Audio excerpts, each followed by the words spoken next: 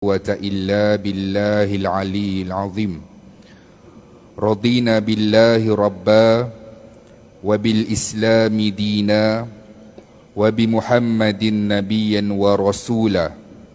Allahumma a'inna ala dzikrika wa syukrika wa husni ibadatik. Rabbi yassir wa la tu'assir fa inna taysir alayka yasir. Rabbi tamim bil khair. Nawaitu i'tikaf fi hadha masjidi sunnatan lillahi ta'ala. Ya Allah, berkatilah kami dalam bulan Rajab dan Sya'ban, dan sampaikanlah kami dalam bulan Ramadan. Amin, amin ya rabbal alamin. Alhamdulillah, syukur pada Allah Subhanahu wa ta'ala, kita selesai menunaikan solat fardu maghrib secara berjemaah. Kemudian habis solat maghrib, kita berzikir, wirid dan berdoa. Lalu Allah Subhanahu wa ta'ala mengekalkan kita di dalam masjid ini yang indah dan selesa ini, untuk kita sama-sama mendengarkan sedikit perkongsian di antara maghrib dan isyak. Moga-moga ianya mendatangkan manfaat buat kita dunia dan akhirat, insya-Allah. Kita menggunakan kitab yang diberi nama Ar-Rahiqul Makhtum, karangan Syekh Safiur Rahman Al-Mubarakfuri. Sebuah kitab yang menceritakan kehidupan makhluk yang paling disayangi oleh Allah Subhanahu wa ta'ala, cemerlang 100% daripada sudut ibadah, keimanan, ketakwaan, dan lulus ke semua ujian yang Allah Subhanahu wa ta'ala berikan kepada makhluk ini. Siapa dia? Tidak lain tidak bukan Nabi junjungan kita Muhammad bin Abdullah sallallahu alaihi wasallam, Nabi kita.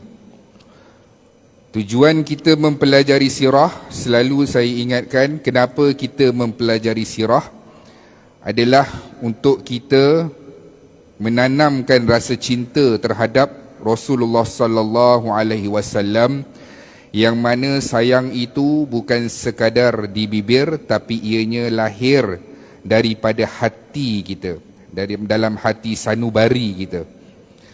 Sebagaimana seseorang itu suka dengan sesuatu perkara dan cinta dengan seseorang, maka dia akan mendalami dan mendapatkan maklumat yang banyak tentang perkara itu dan orang itu.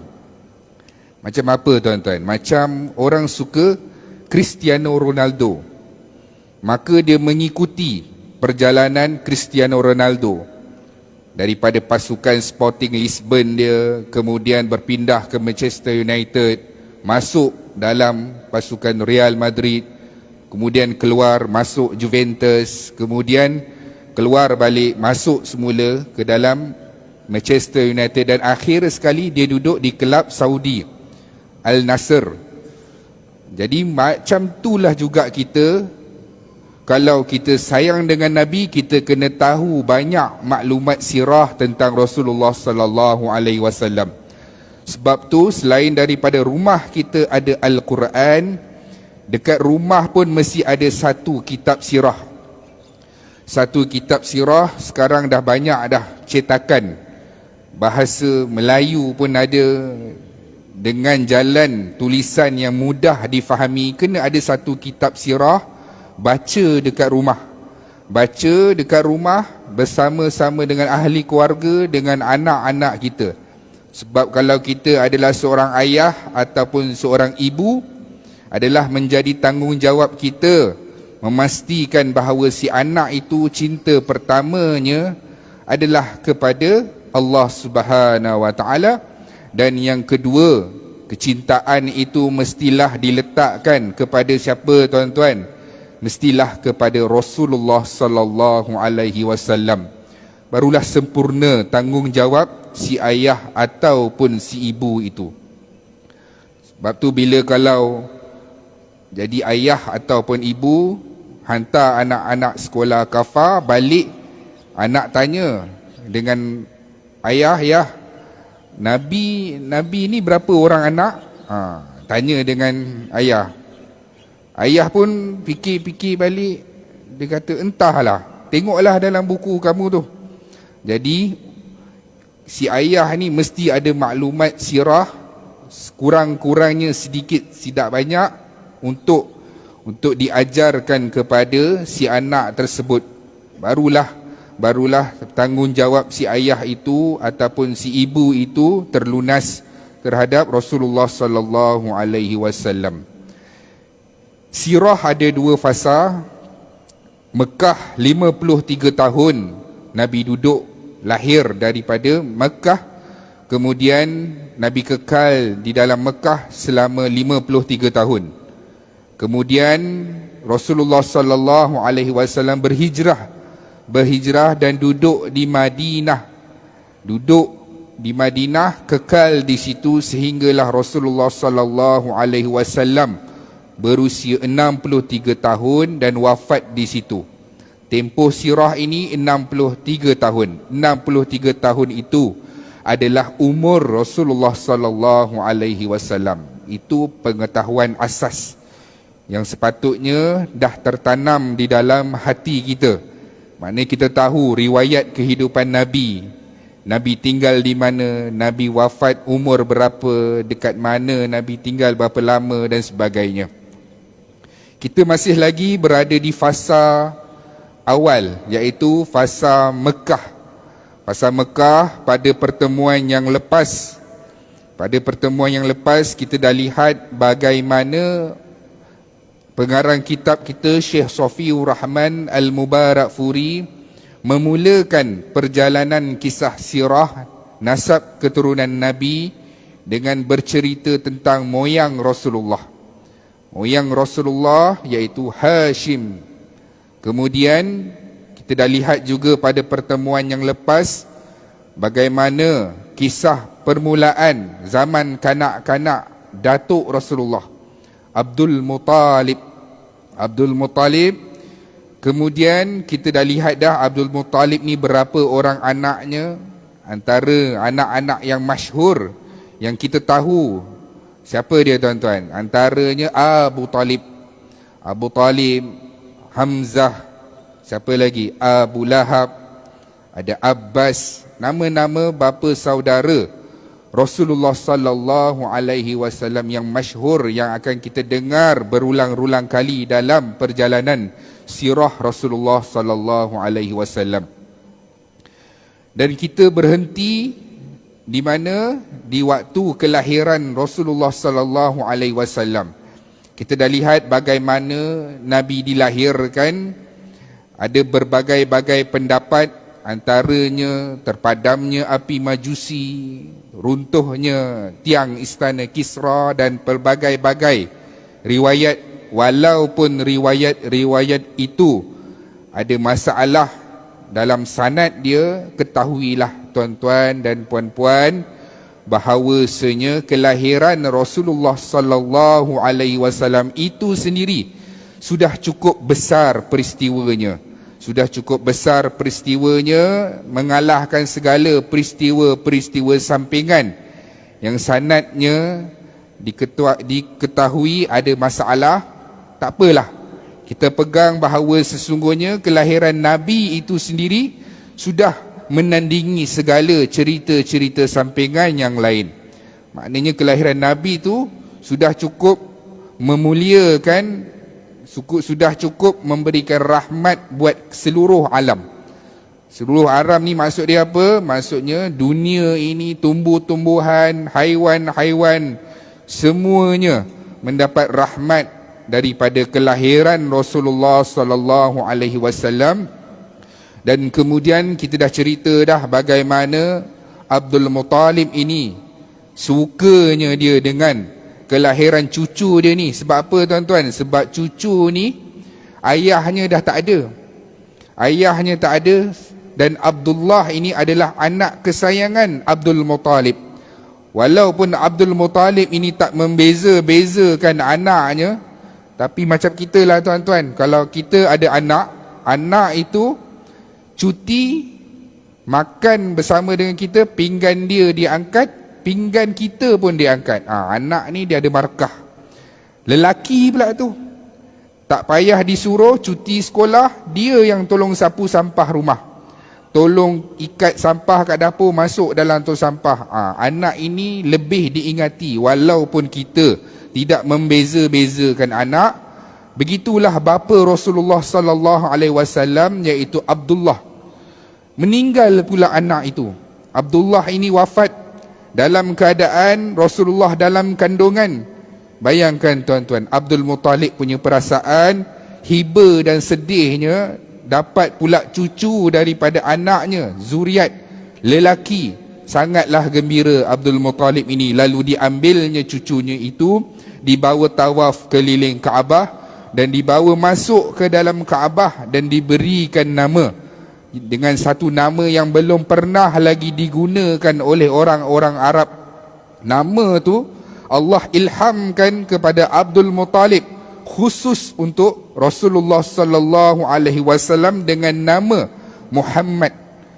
Satu nama yang belum pernah digunakan, Muhammad yang sangat dipuji. Kalau Mahmud yang dipuji, kalau Muhammad ni yang banyak dipuji, maka nama itulah yang diberikan oleh Abdul Muttalib kepada Rasulullah sallallahu alaihi wasallam ketika bayi itu lahir. Kemudian hari ini kita akan sambung apa yang berlaku. Apa yang berlaku kepada Rasulullah sallallahu alaihi wasallam apabila dilahirkan menjadi kebiasaan orang-orang Arab yang sebelah bandar ni. Mekah ketika itu adalah bandar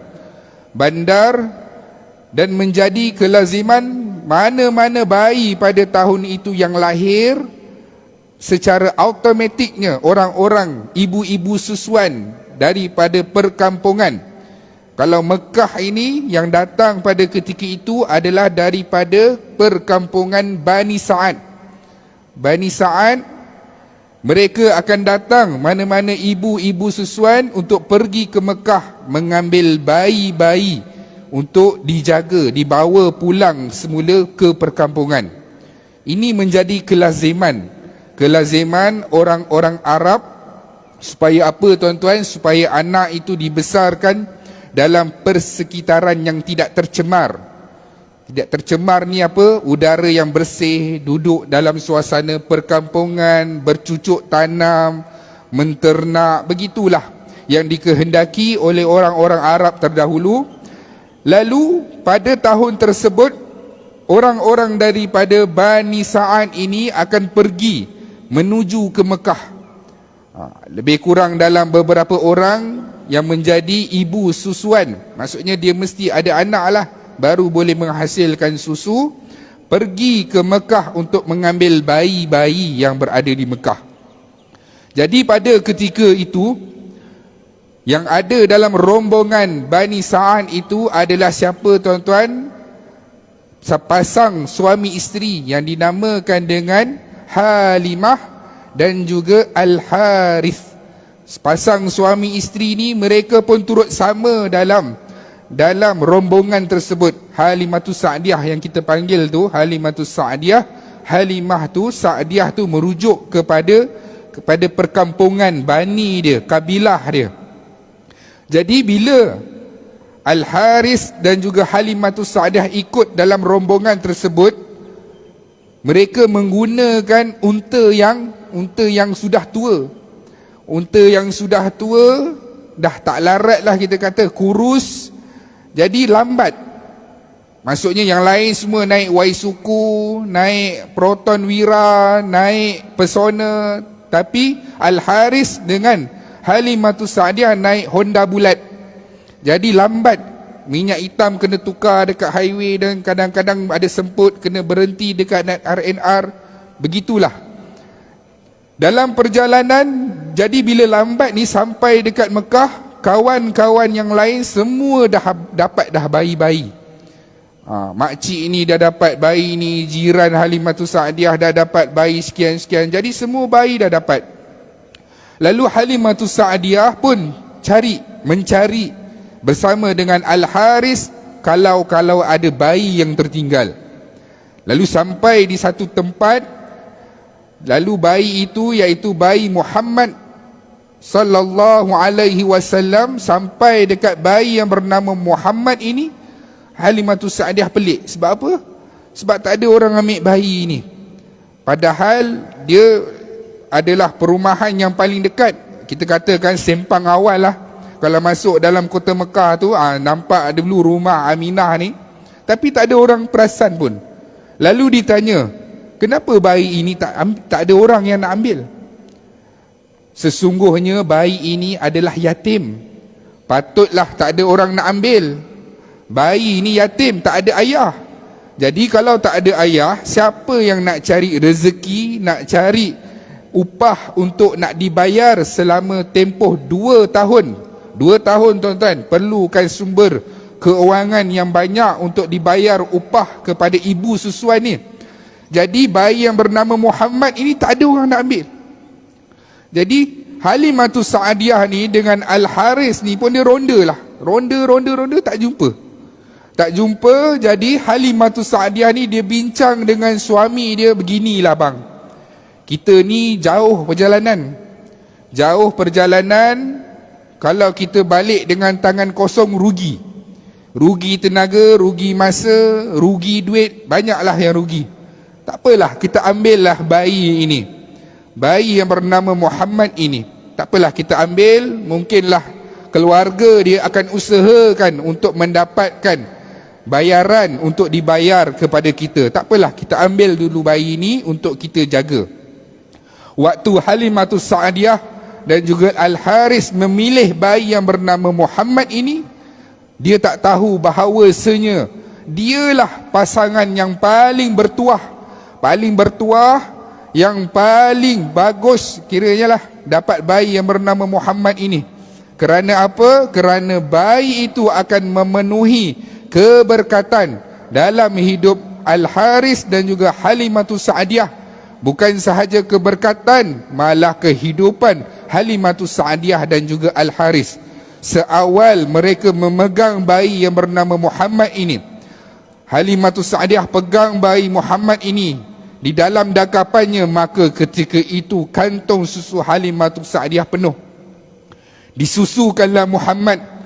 Dan waktu itu apabila diletakkan bayi itu untuk dinaikkan di dalam binatang tunggangan, maka jadi kuatlah binatang tunggangan yang ditunggang oleh Halimatus Sa'diyah dengan Al-Haris.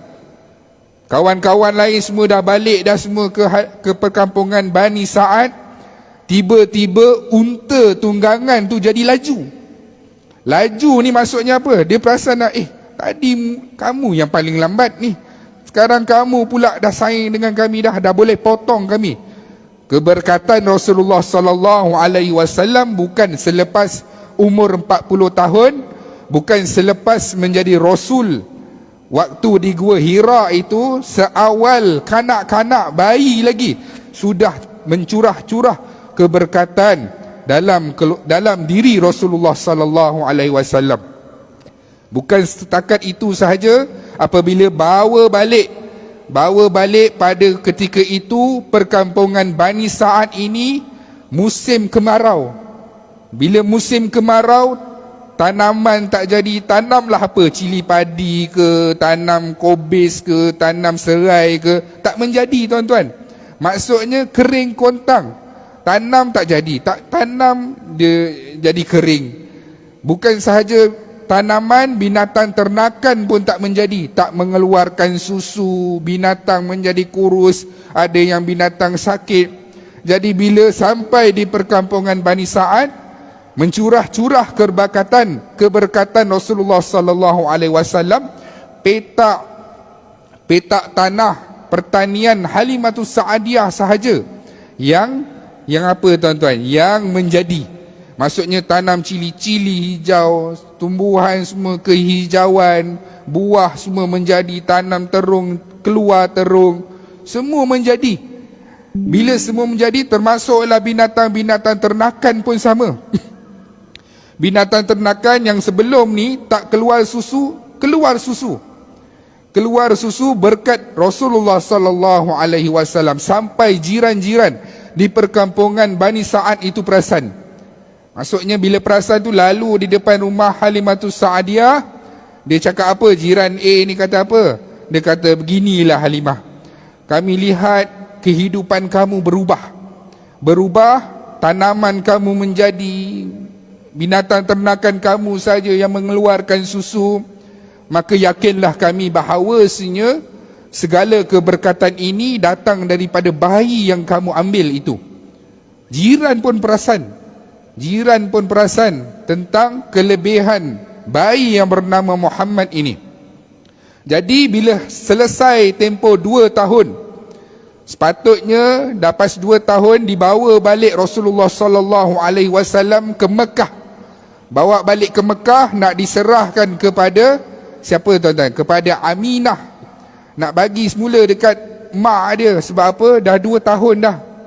Janji 2 tahun je. Tapi Halimatus Sa'diyah bawa Rasulullah, bayi yang bernama Muhammad ini, kembali ke Mekah bukan untuk dipulangkan, tapi nak minta izin. Halimatus Sa'diyah nak minta izin, beginilah Aminah, kalau kamu izinkan, kami nak jagalah lama sikit Muhammad ni, boleh tak? Boleh ke tak? Kita samalah tuan-tuan, kalau kita kerja dalam satu organisasi, dia bagi bonus tahunan 4 bulan gaji. 4 bulan gaji tuan-tuan, bonus tahunan 4 bulan gaji. Benefit lagi kalau keluarga sakit, bukan kita saja ditanggung, anak-anak kita, kalau 5 orang anak sakit demam masuk ward pun dia tanggung keseluruhannya. Maksudnya tak ada claim dulu, terus bagi cash. Susahlah nak jumpa macam tu, majikan yang macam tu. Jadi Halimatus Sa'diyah ni dia nampak bila jaga bayi yang bernama Muhammad ni mencurah-curah keberkatan, nak jaga lamalah.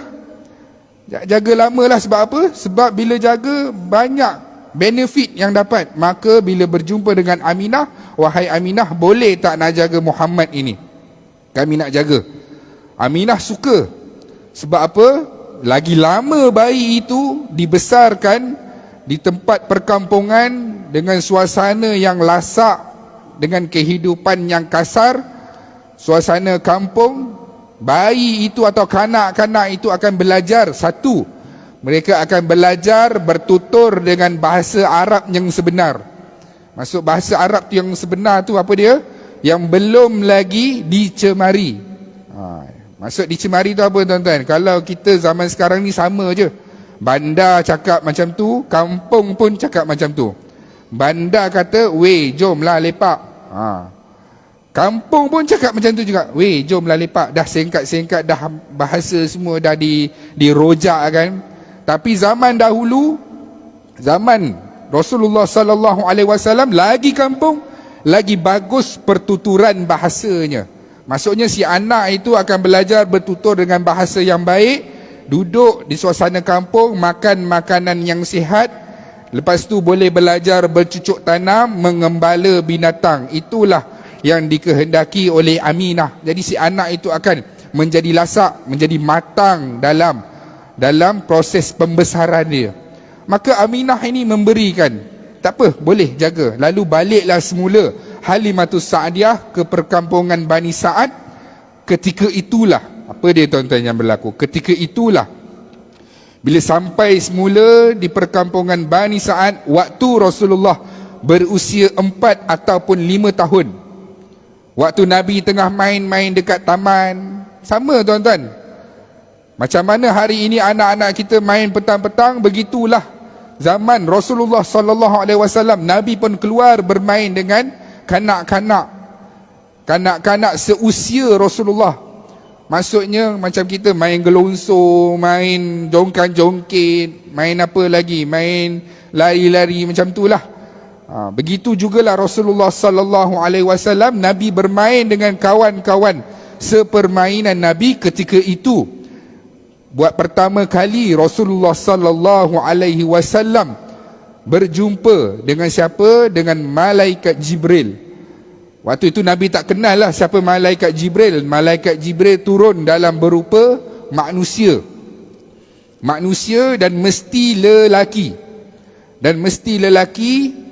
Dan ketika itu malaikat Jibril datang mendekati Rasulullah sallallahu alaihi wasallam, lalu dibaringkan Nabi Muhammad sallallahu alaihi wasallam, dibelah Rasulullah sallallahu alaihi wasallam di bahagian dada. Belah ni tuan-tuan bukannya belah secara metafora ke ataupun secara bayangan ke, seperti seumpama dibelah ke, tak. Memang belah sungguh-sungguh.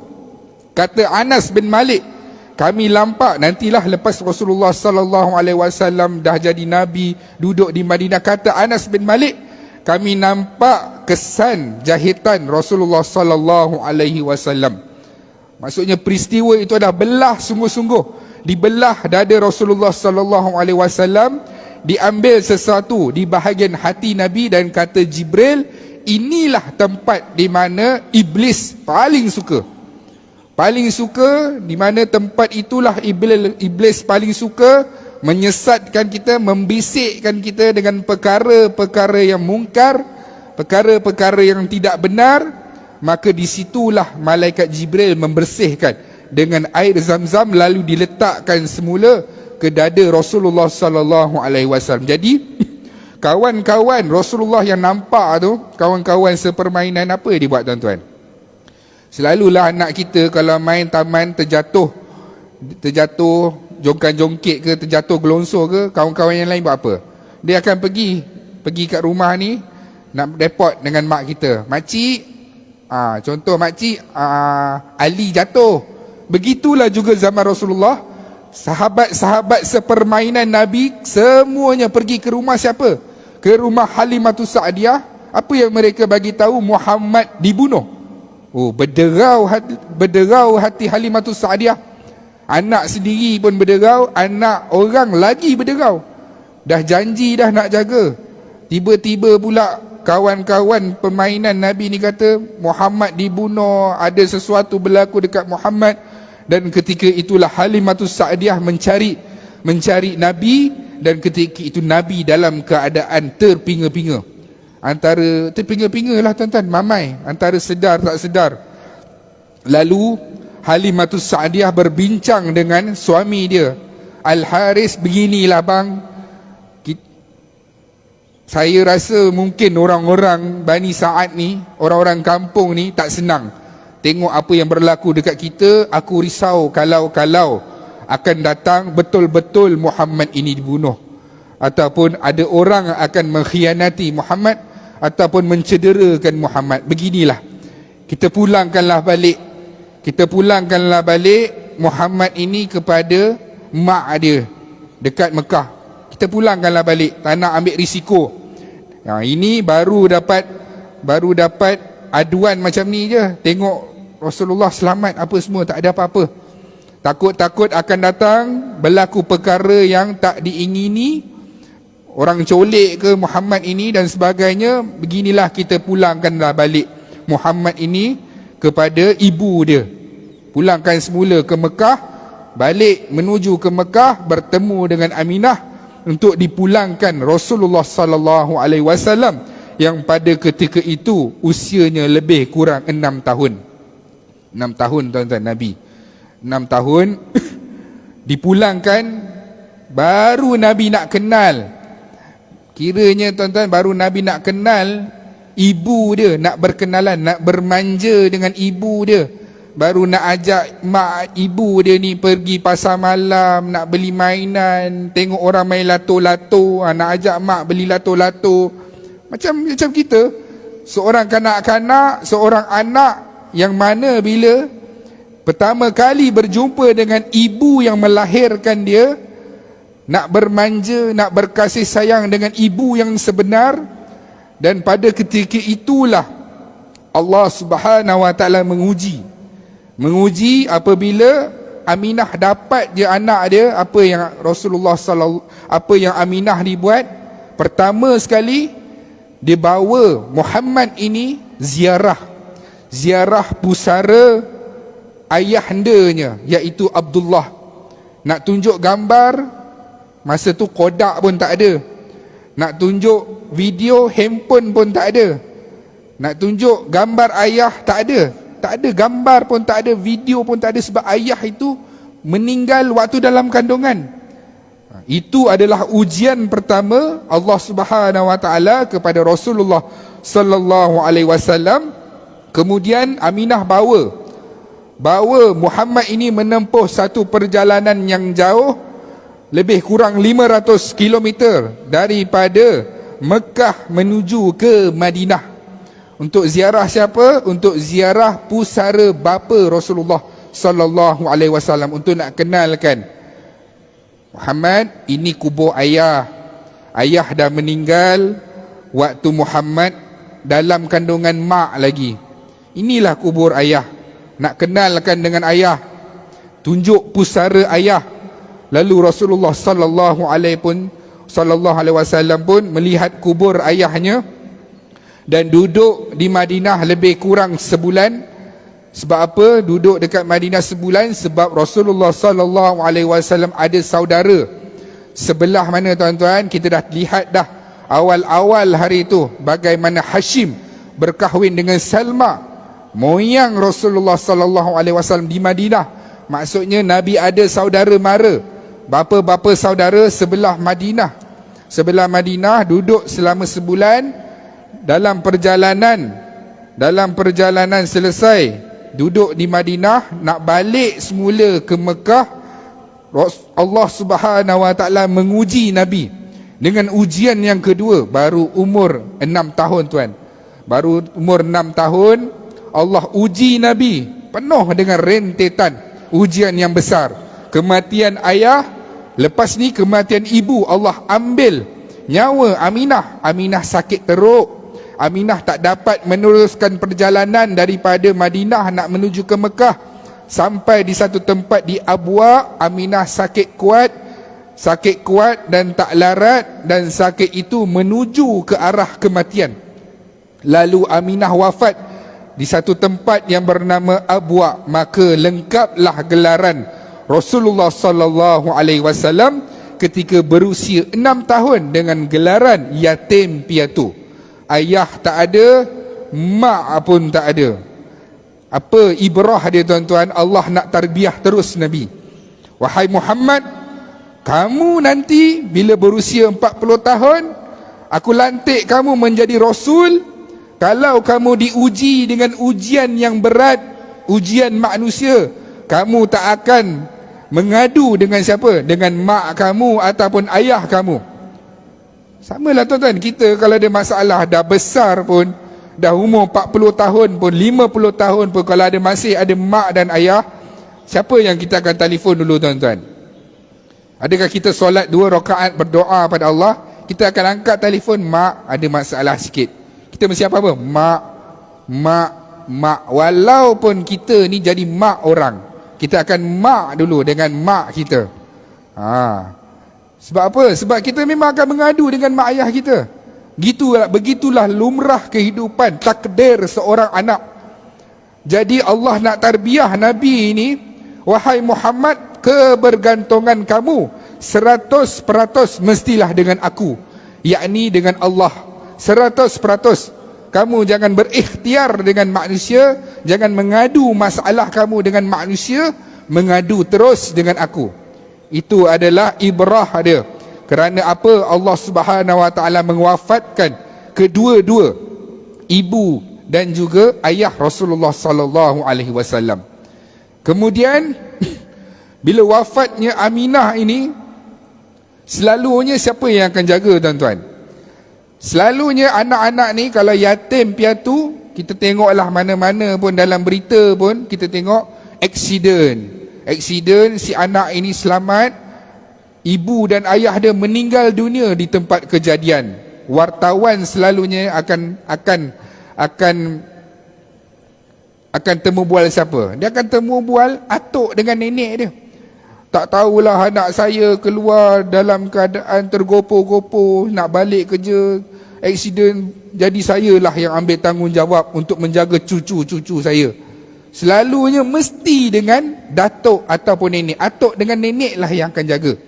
Begitulah juga Rasulullah, wafatnya kedua ibu bapa Rasulullah sallallahu alaihi wasallam, tanggungjawab itu diambil oleh siapa? Oleh Abdul Muttalib. Dan ketika itu Abdul Muttalib begitu sedih. Kerana apa? Mengenangkan nasib cucunya. Yang pertama, kehilangan ayah, dan kedua, masih lagi kanak-kanak kehilangan ibunya. Muhammad ini menjadi yatim dan piatu. Begitu hiba dan sedihnya Abdul Muttalib, maka Abdul Muttalib mengambil tanggungjawab menjaga Muhammad pada ketika itu. Selalunya kalau atuk yang menjaga cucu ni memang manja lah. Memang manja. Ayah dia marah anak dia, atuk dia marah balik ayah dia. Jangan marah cucu aku. Biar dia nak buat apa. Cucu ni panjat atuk ke, tarik telinga atuk ke, pijak, lompat dekat belakang atuk ke, semua boleh. Begitulah juga Rasulullah sallallahu alaihi wasallam, di mana pada ketika itu Abdul Muttalib adalah ketua kerajaan Mekah. Bila ketua kerajaan Mekah ini, dia ada satu bilik mesyuarat. Bilik mesyuarat yang dinamakan dengan Darul Nadwah. Dalam bilik mesyuarat itu, tuan-tuan, macam parlimen lah. Ada kursi, semua menteri. Kemudian ada satu kursi yang paling utama, kursi pengurusi lah. Kursi milik Abdul Muttalib. Waktu itu Rasulullah sallallahu alaihi wasallam kalau masuk dalam tempat mesyuarat itu, Nabi berusia lebih kurang kanak-kanak 6 tahun. 6 tahun Nabi akan pergi ke mana? Nabi akan tuju dekat tempat kursi yang paling best sekali lah. Macam kita bawa anak-anak kita pergi masjid, dia akan buat apa tuan-tuan? Kalau pertama kali kita tak bagi tahu, dia akan naik, dia nak naik mimbar. Budak-budak dia akan naik apa? Tempat yang paling best lah. Dia tengok mimbar ni macam menarik je, dia naik mimbar. Kemudian dia pun berlakon, pegang kita turun. Itu kalau budak-budak zaman kita. Begitu juga Nabi akan main dekat mana? Nabi akan pergi tempat Abdul Muttalib. Waktu itu anak-anak anak Abdul Muttalib, bapa saudara Rasulullah sallallahu alaihi wasallam larang. Jangan main itu tempat atuk tu.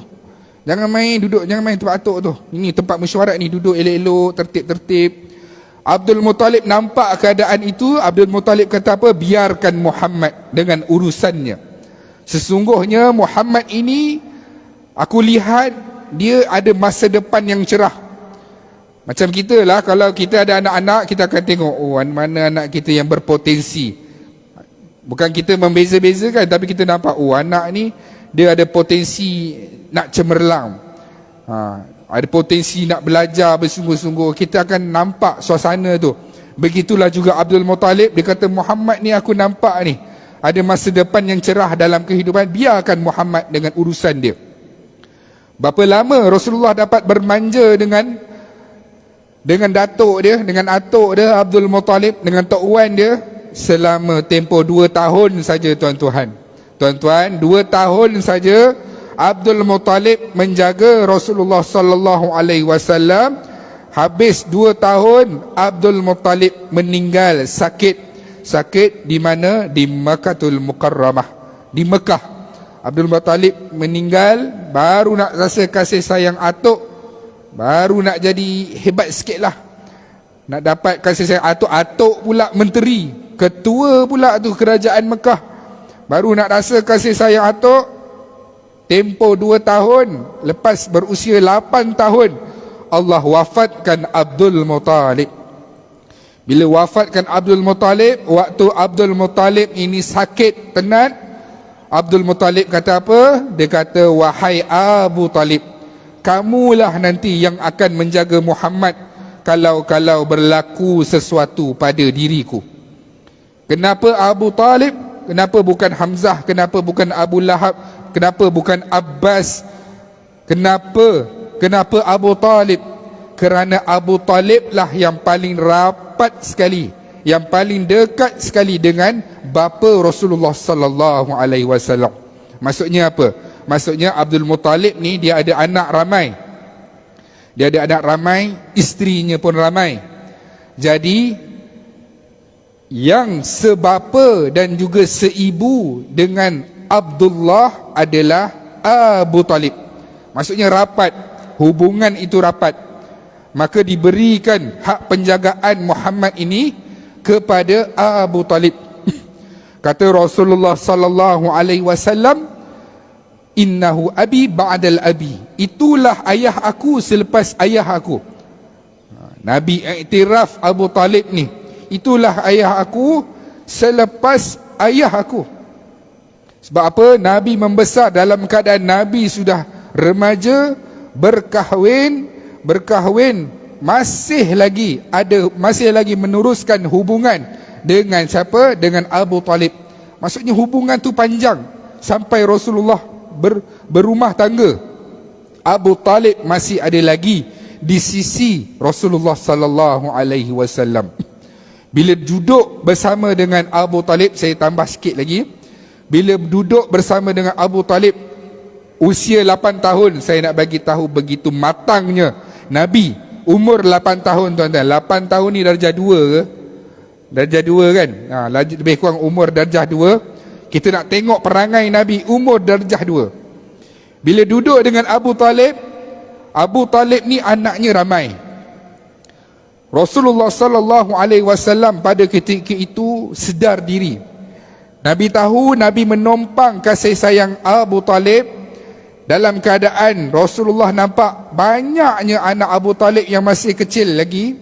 Apa yang Nabi buat tuan-tuan? Usia 8 tahun, apa Nabi buat? Nabi mengambil upah mengembala kambing, mengenangkan berapa banyaknya tanggungan anak-anak Abu Talib yang Abu Talib kena tanggung. 8 tahun tuan-tuan, dah boleh fikir. Cerdasnya pemikiran Rasulullah sallallahu alaihi wasallam.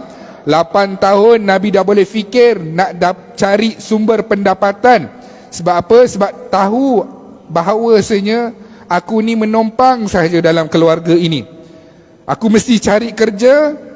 Kata Rasulullah sallallahu alaihi wasallam, sebahagian upah itu aku simpan dan sebahagiannya aku serahkan kepada Abu Talib. Anak kita pun sama juga. Dia buat juga part time. Tapi dia buat part time sebab apa? Sebab nak beli iPhone. Dia buat part time juga. Tapi part time dia tu nak beli iPhone ataupun nak buat duit muka, nak beli motor Y suku. Tu anak-anak zaman sekarang. Anak-anak zaman sekarang. Rasulullah sallallahu alaihi wasallam baru 8 tahun dah fikir dah fikir macam mana nak mengurangkan beban Abu Talib. Dan Nabi begitu menyedari diri Nabi, iaitu Nabi menompang. Nampak Rasulullah sallallahu alaihi wasallam, nanti kita akan lihat apabila Nabi dah berkahwin dengan Khadijah binti Khuwailid, Nabi mengenang bagaimana Abu Talib jaga Nabi. Nabi ambil Ali bin Abi Talib untuk Rasulullah jaga pula. Nampak? Nabi mengenang jasa bapa saudara dia dah besar, dah dewasa, dah boleh tanggung diri dia. Nabi ambil anak Abu Talib, iaitu Ali bin Abi Talib, untuk Nabi jaga pula. Nampak? Nabi paling membalas budi. Kebaikan pun Nabi balas, keburukan pun Nabi balas dengan kebaikan. Rasulullah sallallahu alaihi wasallam duduk di bawah jagaan Abu Talib. Abu Talib sentiasa memuliakan Rasulullah sallallahu alaihi wasallam. Kalau nak makan, semua mesti kena tunggu Nabi. Bila Nabi dah turut serta, barulah semuanya boleh makan bersama-sama. Begitulah Abu Talib yang menjaga Rasulullah sallallahu alaihi wasallam sampai Abu Talib sakit tenat. Nanti kita akan tengok bagaimana Nabi mengharapkan keislaman Abu Talib. Bagaimana Nabi mengharapkan, bagaimana Nabi sebarkan Islam. Lagilah Nabi mengharapkan Islamnya Abu Talib, tuan-tuan. Bagaimana Nabi menangis, teresak-esaknya Nabi menangis waktu kewafatan Abu Talib. Waktu itu Nabi kata, wahai bapa saudaraku, sebutlah satu perkataan, la ilaha illallah Muhammadur Rasulullah. Supaya apa? Supaya aku dapat memberikan pertolongan kepada kamu, wahai bapa saudaraku. Abu Jahal ada masa tu. Abu Jahal kata apa? Wahai Abu Talib, kamu ini pemimpin. Jangan nak buat pasal akhir-akhir kamu bagi contoh yang tak baik kepada kaum kamu. Abu Talib tak sebut, tuan-tuan, bagaimana Nabi menangis-nangis, dan ketika itulah Allah Subhanahu Wa Taala menurunkan ayat Al-Quran kepada Rasulullah sallallahu alaihi wasallam, innaka la tahdi man ahbabta walakinna Allah yahdi man yasha. Wahai Muhammad, kamu tak boleh bagi siapa hidayah pun. Kamu tak boleh tentukan, wahai Muhammad, kepada siapa hidayah itu akan diberikan. Tugas kamu berdakwah saja. Allah lah yang menentukan kepada siapa hidayah itu untuk diturunkan kepadanya. Maka hari ini, tuan-tuan, Allah bagi hidayah kepada kita. Kita boleh mengucap 2 kalimah syahadah. Sekarang pun buat tuan-tuan boleh mengucap dalam hati masing-masing. Sebab apa, tuan-tuan? Sebab hari ini Allah bagi nikmat Islam kepada tuan-tuan. Bila kita baca kisah ini, kita tengok Abu Talib meninggal dalam keadaan tak menyebutkan 2 kalimah, dan Allah turunkan bahawasanya Allah lah yang memberi hidayah. Maka pujilah Allah, tuan-tuan, dengan ucapan Alhamdulillah. Terima kasih Allah. Sebab apa? Sebab bagi kami Islam. Dan mintalah kepada Allah supaya Allah kekalkan nikmat menjadi orang Islam ini sehinggalah hari kita diwafatkan oleh Allah Subhanahu Wa Taala. Jadi sekadar itu dulu, insya-Allah kita akan sambung pada pertemuan yang seterusnya bagaimana kehidupan Rasulullah sallallahu alaihi wasallam dalam usia remaja Nabi dan juga zaman kanak-kanak Nabi, Nabi berniaga dan sebagainya. Kita akan tengok nanti Nabi masuk dalam peperangan dalam usia remaja, tuan-tuan, 15 tahun Nabi dah masuk perang dah. Yang kita tahu perang Badar, ada satu perang dan Nabi masuk dalam usia remaja Nabi. Kita akan tengok pada pertemuan yang seterusnya. Moga-moga Allah Subhanahu Wa Taala menghimpunkan kita bersama dengan siapa, tuan-tuan? Kita nak dihimpunkan dengan siapa? Mestilah dengan ikon utama dalam alam ini. Dengan siapa? Dengan Rasulullah sallallahu alaihi wasallam. Jadi dengan asbab kita mempelajari sirah, moga-moga Allah menghimpunkan kita, mencintakan kita terhadap Nabi junjungan besar kita Muhammad sallallahu alaihi wasallam. A'udzu billahi minasyaitonir rajim. Bismillahirrahmanirrahim. Alhamdulillahirabbil alamin wassalatu wassalamu ala sayyidina Muhammadin asyrafil mursalin wa ala alihi wa sahbihi ajmain. Ya Allah, ya Tuhan kami, ampunkanlah dosa-dosa kami, dosa kedua ibu bapa kami, dosa ahli keluarga kami, dosa rakan-rakan kami. Ya Allah, ya Tuhan kami, bantulah kami dalam mentaati perintah-Mu, bantulah kami dalam meninggalkan segala larangan-Mu. Ya Allah, ya Tuhan kami, sibukkan kami dengan urusan akhirat, jangan sibukkan kami dengan urusan-urusan dunia. Ya Allah, ya Tuhan kami, terimalah amal ibadah kami, solat kami, puasa kami, zikir kami, bacaan Quran kami, sedekah kami sebagai pahala di sisi-Mu, ya Allah. Ya Allah, ya Tuhan kami, ringankan sakaratul maut kami, ya Allah. Permudahkanlah sakaratul maut kami, ya Allah. Matikan kami dalam keadaan husnul khatimah, jangan matikan kami dalam keadaan su'ul khatimah. Ya Allah, ya Tuhan kami, jadikanlah kubur kami sebagai taman-taman syurga, jangan jadikan kubur kami sebagai lubang-lubang neraka. Ya Allah, ya Tuhan kami, bangkitkan kami dalam keadaan Engkau redha dengan kami, ya Allah. Berilah buku amalan kami dengan tangan kanan kami, jangan beri buku amalan kami dengan tangan kiri kami. Ya Allah, ya Tuhan kami, kasihanilah kami dalam proses timbangan mahsyar kami, ya Allah. Ihsanlah kami dalam proses timbangan amalan kami, ya Allah. Ya Allah, ya Tuhan kami, pimpinlah kami dalam meniti titian sirat-Mu, ya Allah. Himpunkan kami, kedua ibu bapa kami, ahli keluarga kami, rakan-rakan kami ke dalam syurga Firdaus-Mu tanpa hisab dan azab, dan jauhkanlah kami daripada azab api neraka Jahannam. Rabbana atina fid dunya hasanah wa fil akhirati hasanah wa qina adzaban nar. Wa sallallahu ala sayyidina Muhammad wa ala alihi wa sahbihi wasallam. Walhamdulillahi rabbil alamin.